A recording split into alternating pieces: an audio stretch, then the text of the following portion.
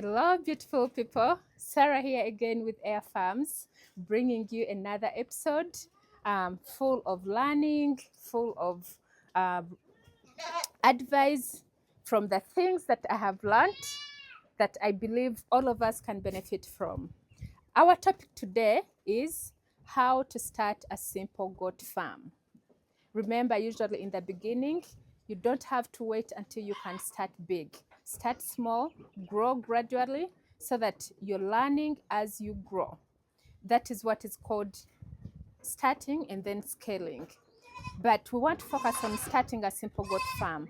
One of the first thing I want to encourage you to do when you're starting your simple goat farm is your structures. I have talked about this before, but I'm going to show again our structures. Structures in goat farming, goat structures can vary widely. It's possible to spend 60 million on a structure for goat farm for those raised structures. And it's also possible to spend only 10 on the simple structure, or even 5 million. If, for instance, your farm has some locally available materials. Excuse me, I got something in my eye.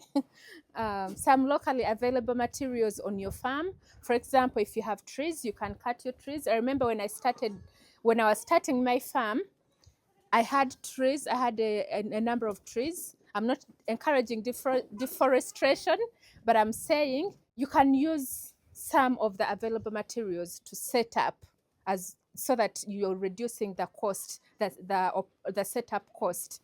So when I started mine, I had some trees on my farm. I'm going to show you guys some of the trees. Most of the trees have like maybe 2 or 3 branches. So what I would do is I would cut off one branch, and all these poles, guys, came from this land.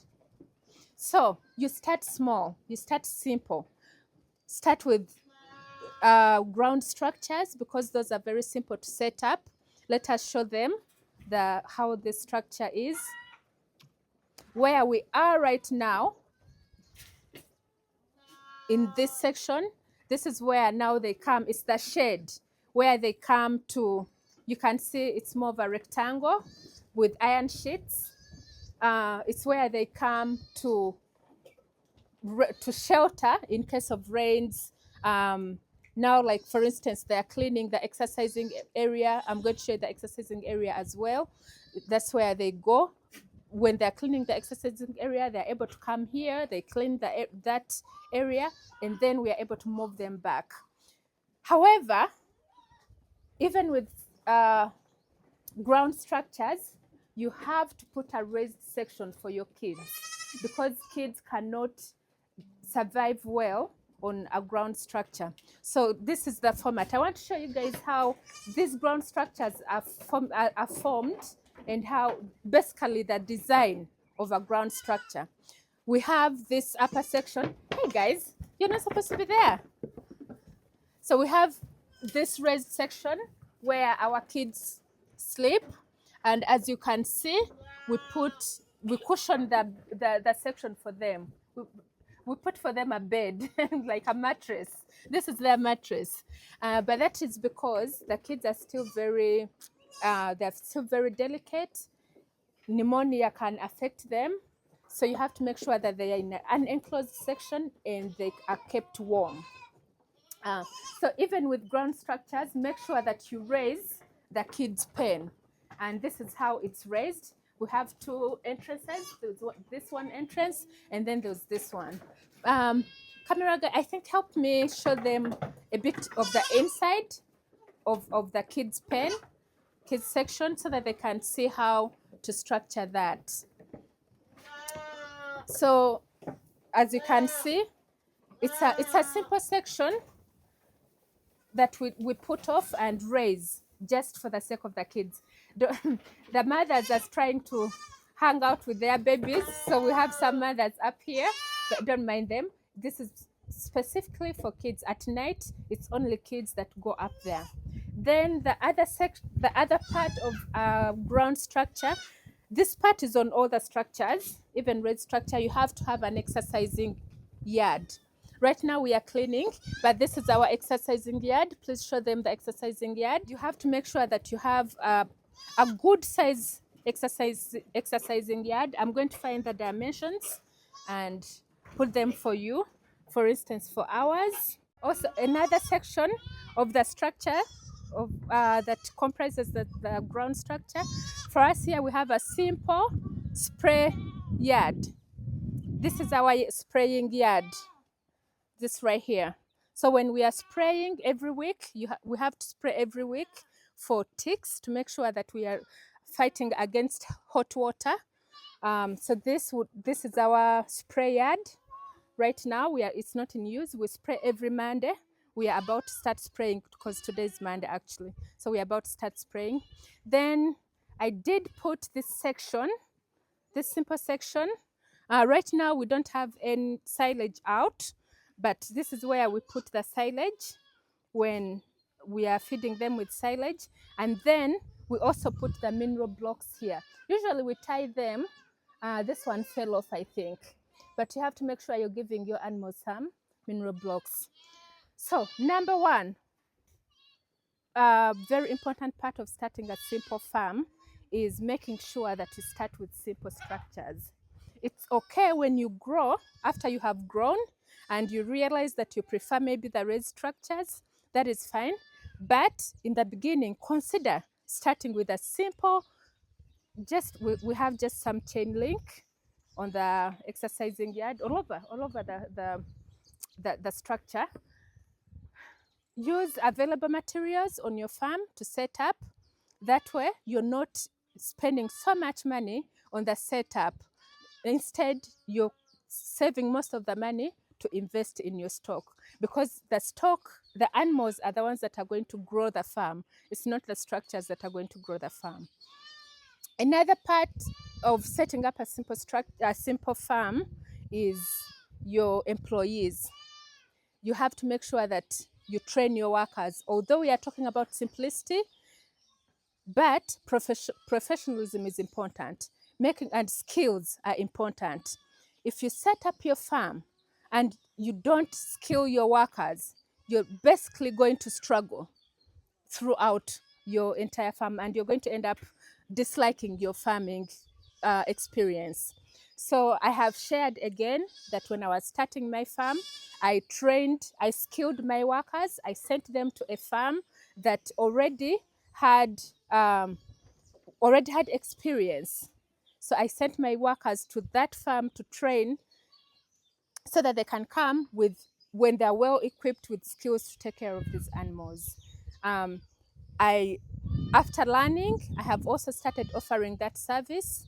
If you have farm workers, if you're setting up your farm and you want your workers to be skilled, we have a program. They can come to the farm and get trained for 2 weeks. And that way you can start with 2 weeks to 4 weeks, because some people, we have different capacities to learn. You may find that what I'm able to learn in 4 weeks, someone else is able to learn in 2. So we have between 2 and 4 weeks for training workers. Another crucial point of setting up your farm is water. I cannot emphasize that enough. When we first started, we didn't have the well where we have solar powered pumps that are pumping the water everywhere. So you just make these drums come, we buy them when they're like this, and then we just split them into 2 to create a simple, the important word here is simple, to create a simple drinking trough. And this are we've maintained them even after we've grown, because they work perfectly well. You just have to build them a simple stand using, again, locally available materials, and then you have your drinking troughs. Make sure that you have enough drinking troughs in your structures so that your goats are drinking enough water. Water is very important, you guys. I cannot emphasize it enough. I want us to, because if your animals are not getting enough water, you're going to struggle. They're not going to be healthy, and they just don't grow well. So make sure that you have a good source of water. Like I said, we started with a swamp. but eventually I wanted a sustainable and reliable source of water. So I did a borehole. I can show you guys that. I drilled, and then you got a solar powered pump. So we have water everywhere right now. That's how important it is. In each pen, we have taps like this that bring our water, and then we collect it in here and then distribute it into the drinking troughs. What are some of the other things you need on your farm when you're setting up a simple farm? You need a quarantine area. That quarantine area is where you, every morning, we train your workers. If you bring your workers here for training, we train them to go through the pens every morning so that they can identify any animals that have signs of not being well.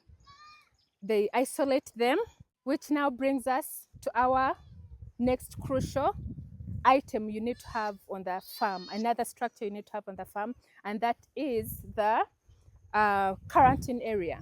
So here is our quarantine area. Right now we have 3 patients.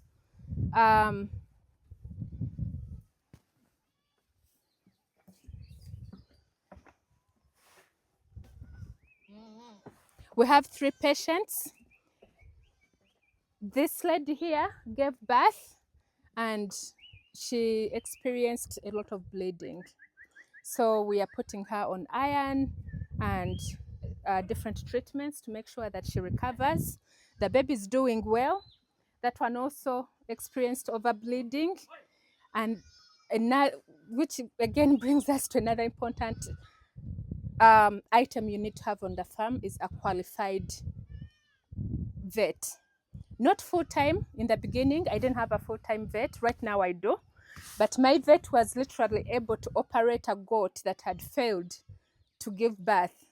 He operated it, took out the baby, and restructured the mom. And the mom is doing so well right now. The baby is one of the biggest kids on the farm. So it's important, again, to invest into qualified staff. Initially, I only had a visiting vet when I first started. Again, we are talking about starting simple and growing and scaling. I had a visiting vet. So you can start with a visiting vet, but once you've grown, please consider having a full-time vet on your farm, especially when your animals are in 500 numbers of 500 and above. You can afford a full-time vet to be on your farm. That's in my opinion. I think from personal experience, it's really important. So this is the quarantine area, which is important to have on your farm. It helps a lot because now you're avoiding the spread of whatever infection there is to the rest of the animals. Another part you need on your farm when you're setting up your simple farm is you have to remember to set up a separate section for your males, because your goats are going to start giving birth. They will give birth to females and males. And to avoid inbreeding, we have to separate males from the females. So this is our section for males. They've gone out this morning. It's early morning here in Uganda right now. So we are doing our morning routine. We first went through each pen, identified and sick ones, put them into the quarantine area, and then now everyone is cleaning. So this is our section for males. And all the males, all the kids that are born, once they are not breastfeeding anymore, we separate those males and we bring them here. Another part, which is one of the most crucial, which is the first one actually you should have, is land when you're setting up a simple farm. Now, land really depends on how you are financially. If you have enough money, you can buy, and you're able to buy a bigger piece of land, or you already have a big piece of land, you can start with free ranging. Free ranging is where you just let the animals go out, eat, and come back. But if you don't have enough funds, you can start with a smaller piece of land, start with growing pastures. Grow pastures, make silage, store your food. Say you want to start with 100 goats, do your research, find out how much food do I need to feed 100 goats? How many tons do I need a year to feed 100 goats? Oh, maybe 6 months. So that you grow your feeds and you store food that is enough to feed your animals for 6 months, at least 6 months before you stock your animals. That is very important. I think that's it for what you need to set up. If I've forgotten anything, let me know. I can put them in the comment section. But guys, I want to remind you that another way you can start is through our investment program. You can buy goats from our farm. You leave them there. They for a period of either 3 years or 5 years. We have 2 contract terms, either 3 years or 5 years. We raise them for you. Each year, you get 1 offspring of the number of goats you bought. Let's say you bought 10 goats for 3 years. The first year you get 10, the second year 10, the third year 10, that's 30. Then at the end of your contract, you get the original 10 that you bought, that's 40. So say you want to start with 40 goats on your farm. You can say, okay, and you don't have enough funds. You would be like, okay, I'm going to buy my 10 goats and leave them there. Within the 3 years, I'm going to save up money to buy land, to buy a smaller piece of land, grow my pastures, store my food, and then at the end of the 3 years, I'm just going to go and collect my animals. Instead of you waiting until you have enough money to buy land, then you have enough money to buy animals, it could take you a much longer period of time. While when you invest with us, you're able to come and learn for free. When you come to check on your animals, ask whatever question you have so that you learn as you wait to establish your own farm. Thank you so much for watching. Thank you for subscribing, and the comments we see, we respond, and now I'm starting to get topics to talk about from your comment section. All the best.